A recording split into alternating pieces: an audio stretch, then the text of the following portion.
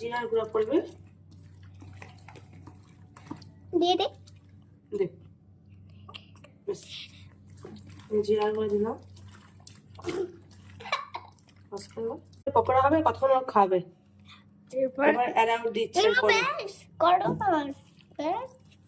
চালের গুঁড়া দিলে আর একটু করে আর একটু হালকা লাগবে অ্যারাউন্ড। ব্যাস মেখে নিলা চটনি। পেঁয়াজ, পরে পেঁয়াজ দেবো লাস্টে। পেঁয়াজ হ্যাঁ, মুখ দেখা নিজের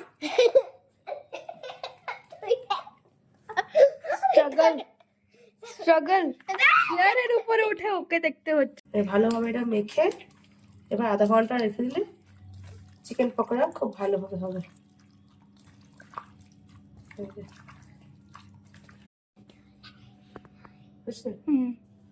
আজকে সন্ধ্যার টিফিনে বন্ধুরা চিকেন পকোড়া বানাচ্ছি। ছেলের আবদার, ওই দেখো ঘুঘু করছে।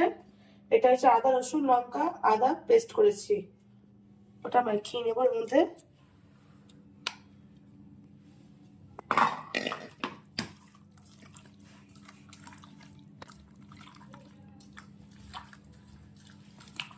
এটা মেখে কমসে কম আধা ঘন্টা রাখলে খুব ভালো। এবার এর মধ্যে আর একটু দেবো, তাও দেখাচ্ছি।